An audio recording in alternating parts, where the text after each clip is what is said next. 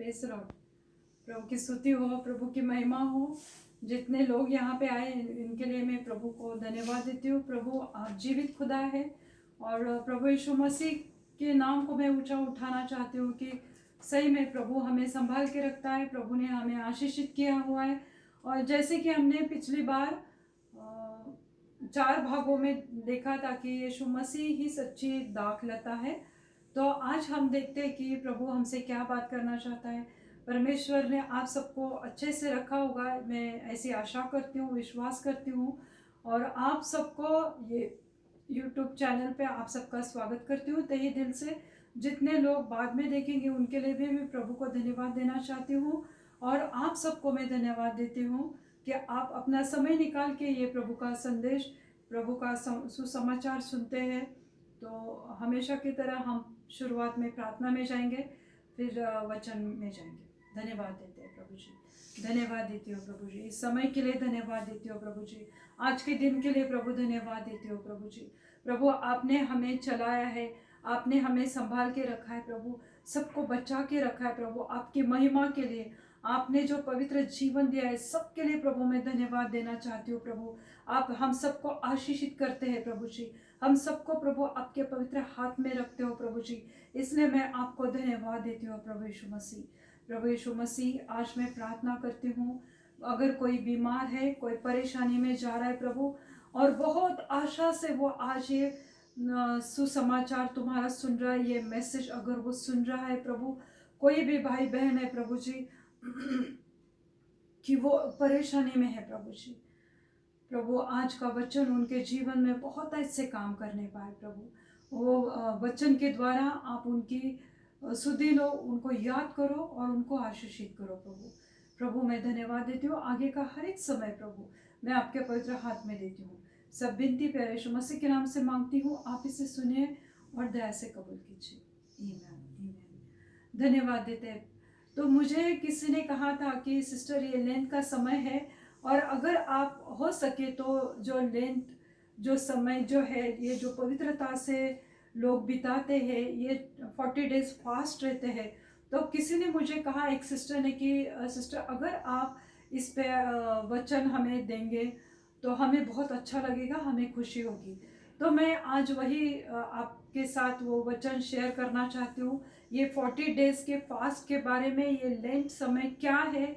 ये एक्चुअली ऐसा होता है कि प्रोटेस्टेंट लोग या जो रोमन कैथलिक्स है, मतलब ये जो ईसाई या क्रिश्चियन लोग या मसीह लोग, ये लोग ये 40 डेज को वो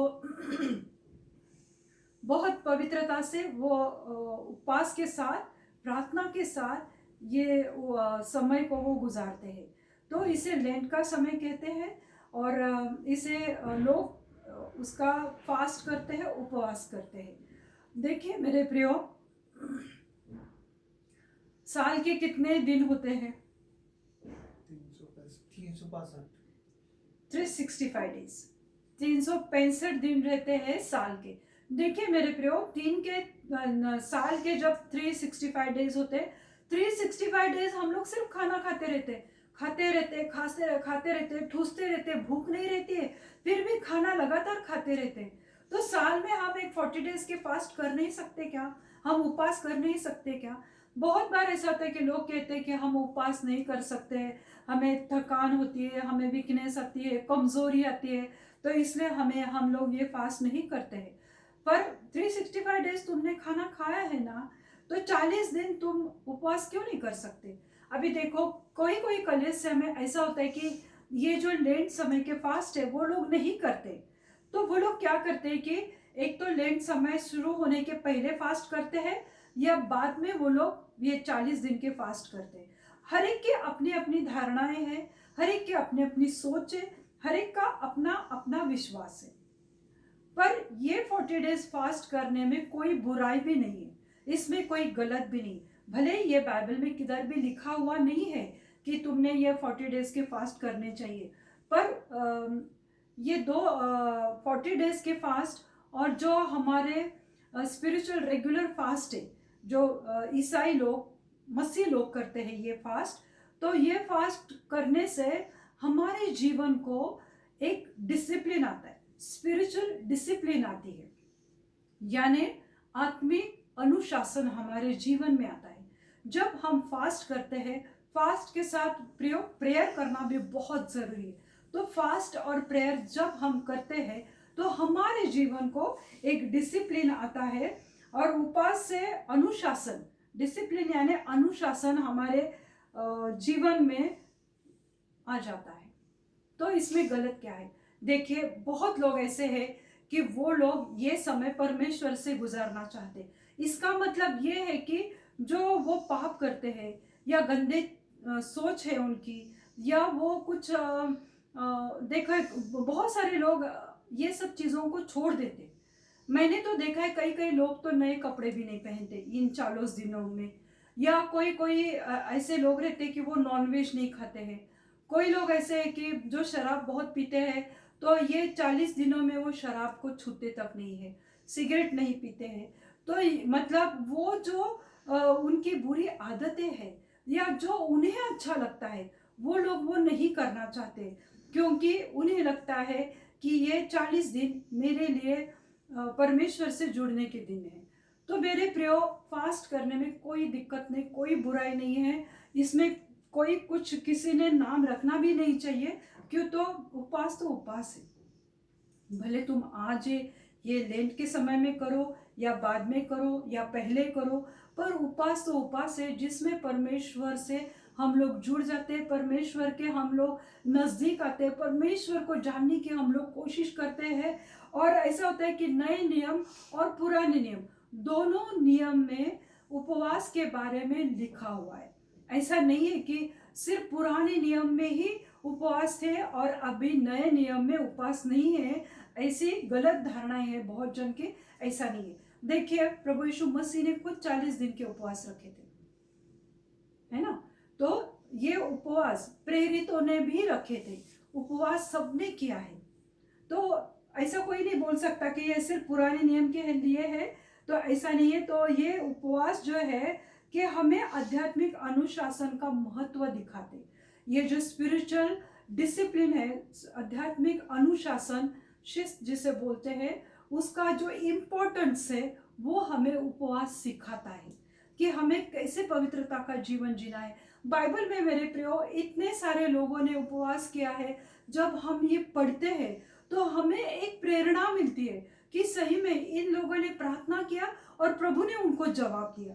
तो हमें एक प्रेरणा मिलती है हमारे जीवन को, और हमें एक प्रोत्साहन मिल जाता है कि हमें भी उपवास करना चाहिए।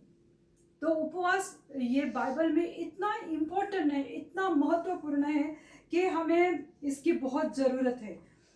देखिए कि बाइबल के अध्याय में अगर बाइबल के जो पवित्र कलाम है, जब हम पढ़ते हैं और बार बार हम उन कलमों को जब हम पढ़ते हैं, तो हमें उसको जानने की इच्छा रहती है। अगर हमें एक बार समझ में नहीं आया पवित्र बाइबल के वचन, तो उस कलाम को हम और एक बार पढ़ते हैं और एक बार पढ़ते हैं, और पढ़ने के बाद हम उसकी कल्पना हमारे जीवन के साथ करते हैं। जैसे कि प्रभु यीशु मसीह ने मरियम को कहा, अगर तू मेरे ऊपर विश्वास करेगी तो प्रभु के अद्भुत कामों को देखेगी। तो हम लोग सोचते हैं कि अरे, प्रभु पर विश्वास करना चाहिए, तो मैं प्रभु के अद्भुत काम देखूंगी। इसे कहते हैं मेडिटेट करना, कि प्रभु के कलाम को, प्रभु के वचन को बार बार पढ़ना, और उस वचन को हमारे जीवन के साथ जोड़ना और जुड़कर देखना कि ये मेरे जीवन के लिए कितना इम्पोर्टेंट है। इसे कहते हैं मेडिटेट करना। तो उपवास को जो समय हमें प्रभु ने दिया है, तो उसमें हम परमेश्वर के वचन पे मेडिटेट कर सकते हैं। क्यों? तो देखिए, अभी मैं उपवास करती हूँ, मेरे घर में भी सब उपवास करते हैं, तो मेरा खाना बनाने का टाइम बच जाता है। मतलब ब्रेकफास्ट के टाइम बचता है या खाना बनाने का टाइम बचता है, तो वो टाइम मैं प्रभु को दे सकती हूँ, मैं परमेश्वर से बात कर सकती हूँ, और मैं ज़्यादा उसके वचनों की गहराई में मैं जा सकती हूँ। मैं परमेश्वर के पास आना चाहती हूँ, मैं उसके मुंह को देखना चाहती हूँ। तो ये टाइम मुझे मिला है, तो मैं उसका यूज़ करना चाहती हूँ।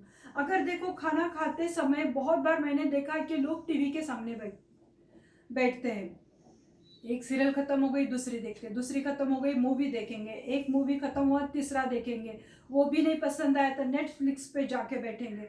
तो वो खाना उधर ही रहता है उनके प्लेट में, और वो टीवी में इतने डूब जाते हैं, इतने वो टीवी में अपना मन लगाते हैं बजाय परमेश्वर की ओर देखने की। तो अगर हम खाना ही नहीं खाएंगे, पेट में कुछ भी नहीं है, तो हमें नींद भी नहीं आएगी।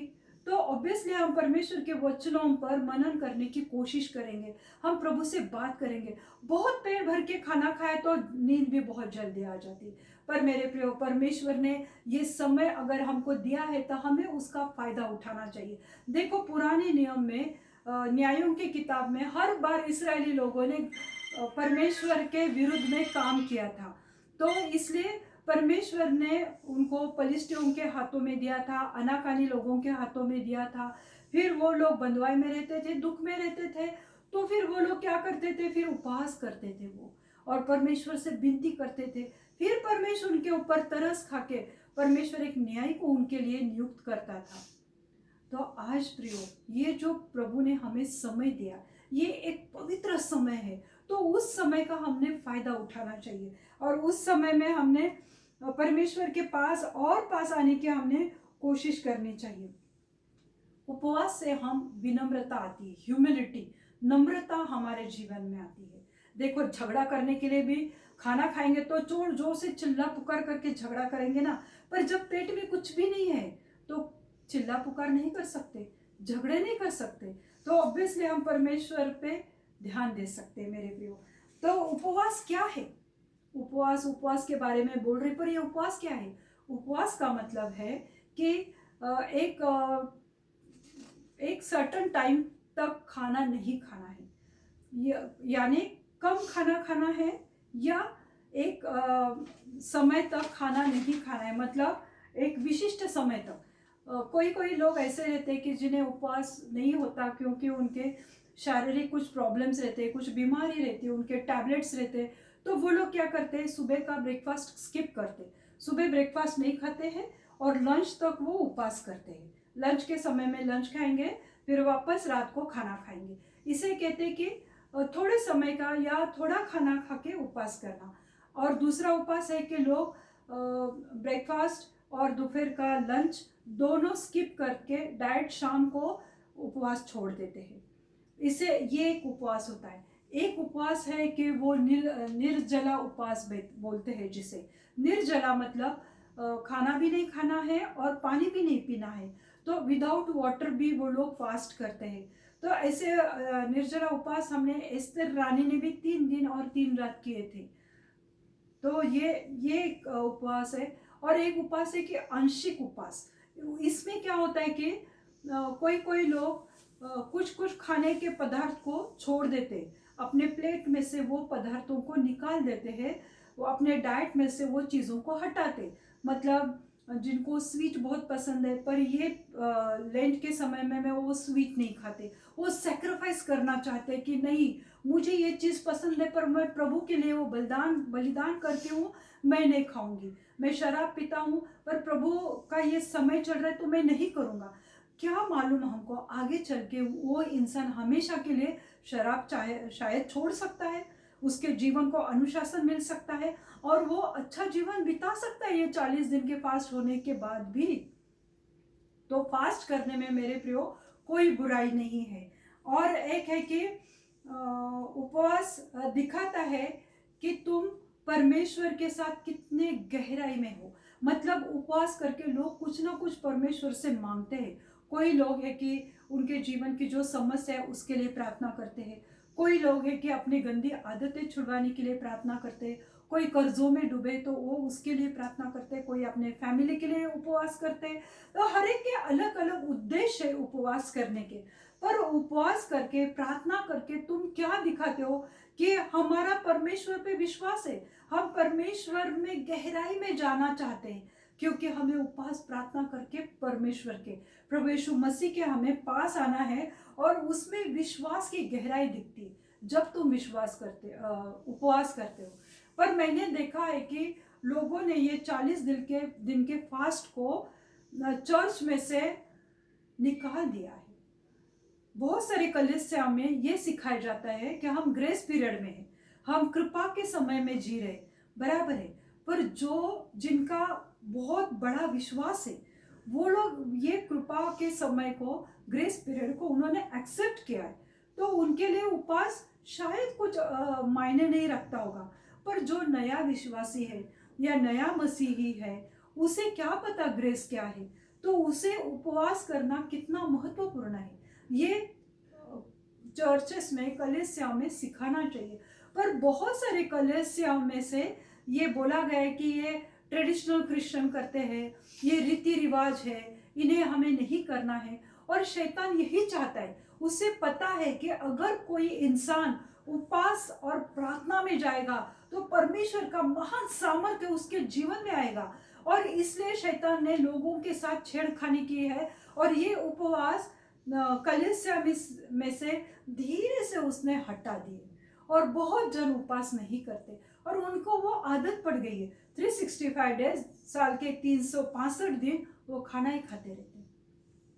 मैंने कहती कि खाना खाना बुरा है, शरीर के लिए जरूरी है, पर कब हम आगे बढ़ेंगे, कब पर मैं, भले तुम 40 दिन के फास्ट नहीं करो, पर जो तुम्हारे स्पिरिचुअल फास्ट है, जो हफ्ते में एक बार करते हो या 2 बार करते हो, उसे तो कंटिन्यू करो। इस समय में नहीं करना है तो बाद में तो करो।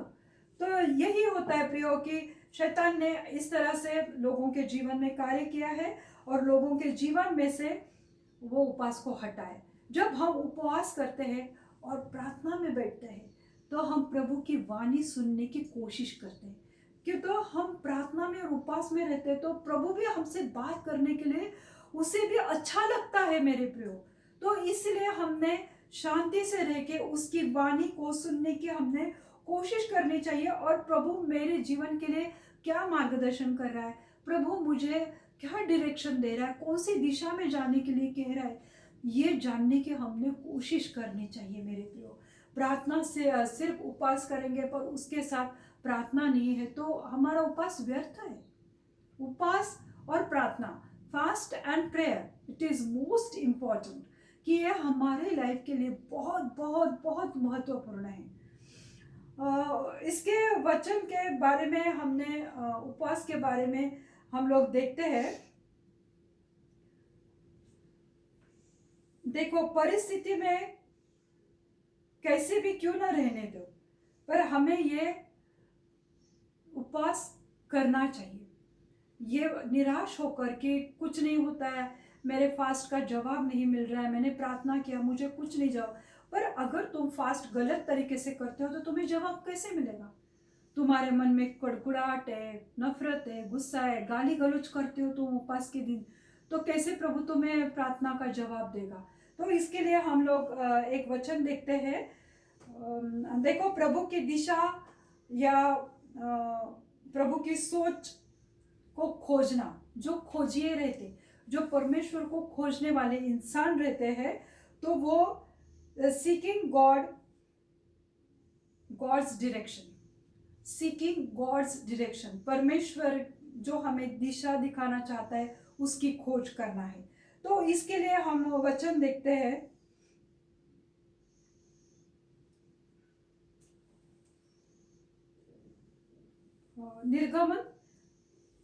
निर्गमन उसकी 34वीं अध्याय और 28वां वचन।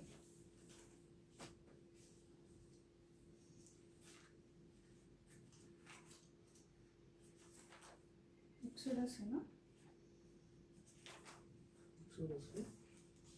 निर्गमन 34 verse 28।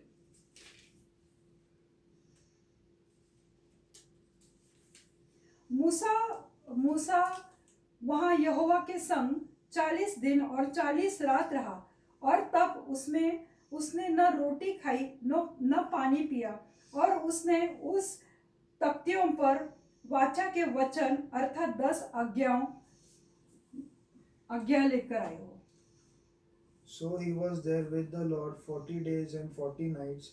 He neither ate bread nor drank water, and he wrote on the tablets the words of the covenant, the 10 commandments. हाँ, तो मूसा ने क्या किया? मूसा यहोवा के साथ परमेश्वर के साथ बैठा रहा था। और मूसा ने क्या किया कि जब वो परमेश्वर ने उससे बुलाया तब वो मूसा परमेश्वर के साथ गया। तो परमेश्वर के संगति में उसे इतनी खुशी मिल रही थी, उसे इतना अच्छा लग रहा था, तो उसे पता ही नहीं चला कि मैंने 40 दिन और 40 रात मैंने कुछ खाना नहीं खाया, पानी भी नहीं पिया था मूसा ने।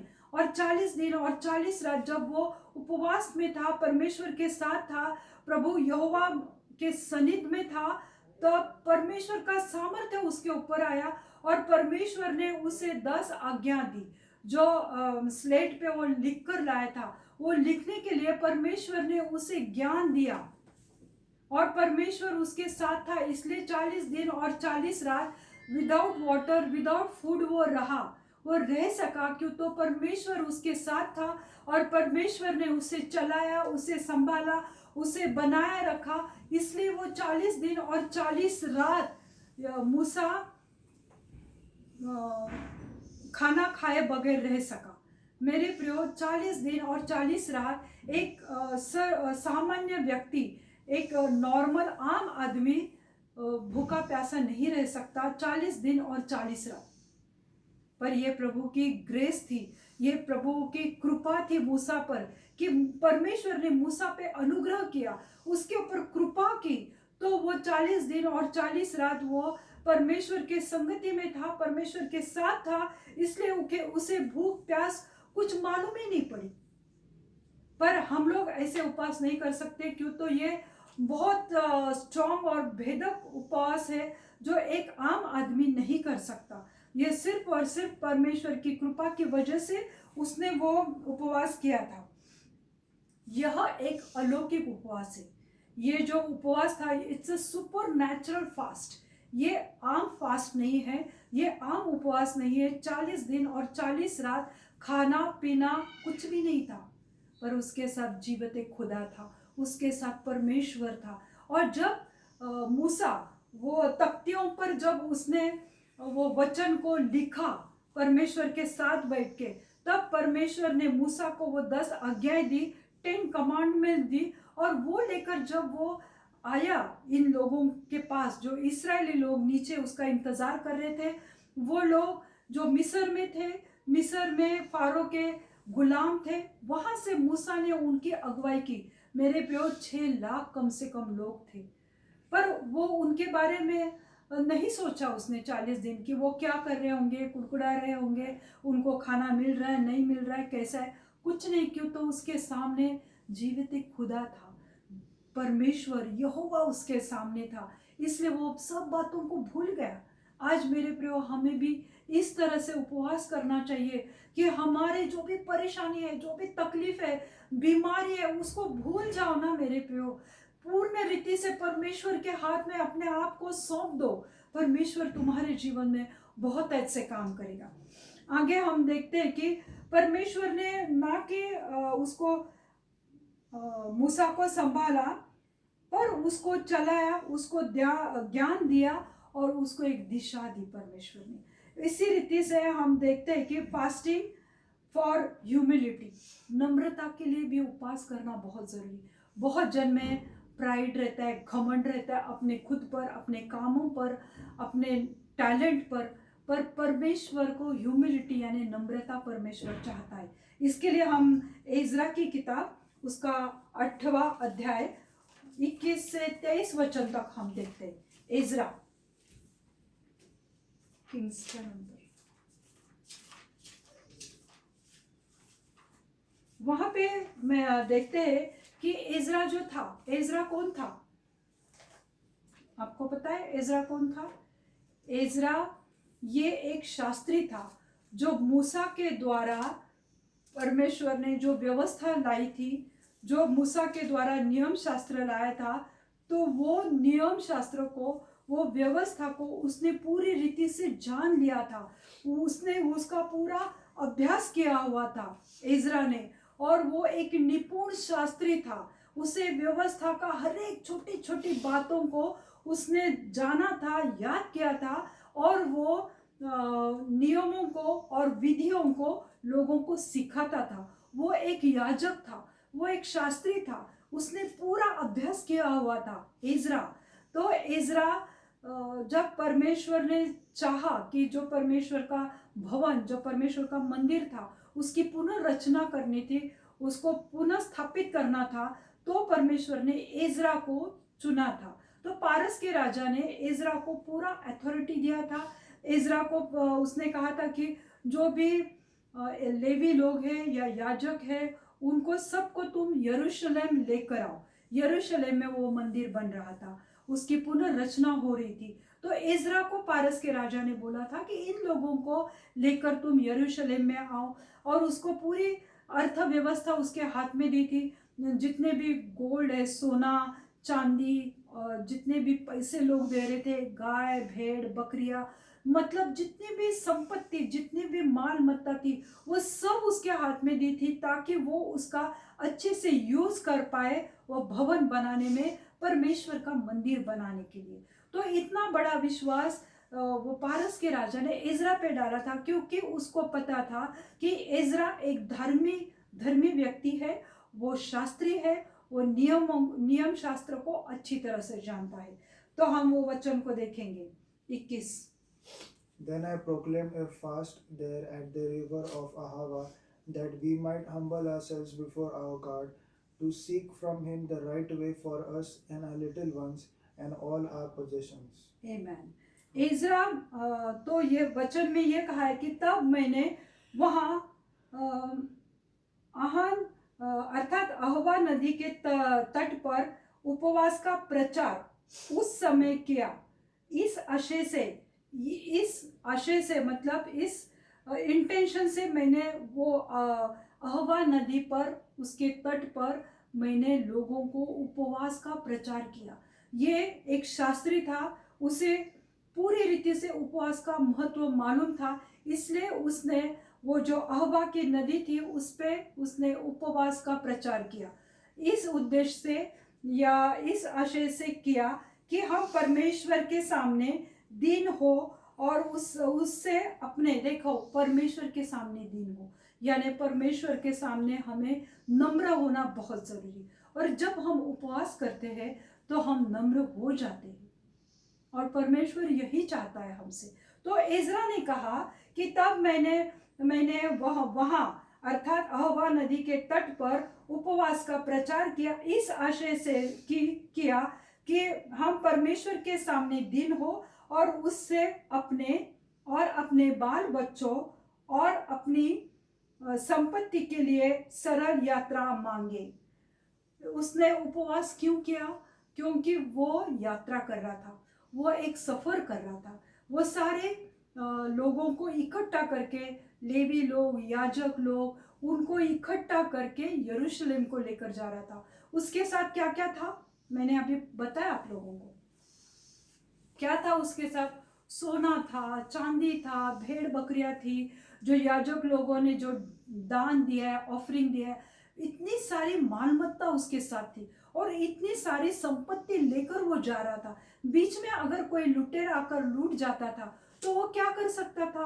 कुछ नहीं कर सकता था, क्योंकि उसने वो राजा को उसने कहा था कि हमारा परमेश्वर अपने सब खोजियों पर भलाई के लिए कृपा दृष्टि रखता है।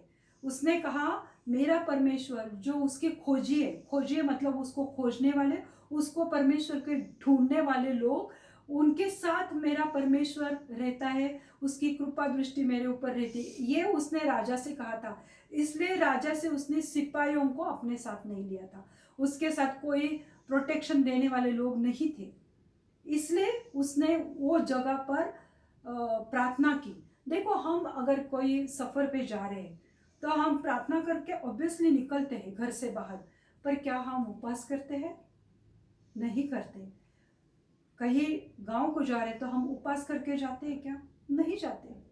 पर यहाँ पे इज़रा ने उपवास किया, और उपवास करके इज़रा ने बोला कि उसकी जो मालमत्ता है, तो उसने बोला कि हे प्रभु, मुझे उसने कहा कि हम परमेश्वर के सामने दीन हो, और उसने कहा कि अपने लिए और अपने बाल बच्चों, जितने लोग उसके साथ थे, उनके लिए, उनके बाल बच्चों के लिए और सारी संपत्ति को वो क्या कहता है कि सरल यात्रा मांग रहा था वो परमेश्वर से कि प्रभु हमारा सफ़र ठीक रीति से हो जाए, कोई उसमें अड़चन ना आ जाए, कोई तकलीफ ना आ जाए, न कोई रास्ते में मर जाए। तो इसके लिए उसने उपवास किया मेरे प्रियो।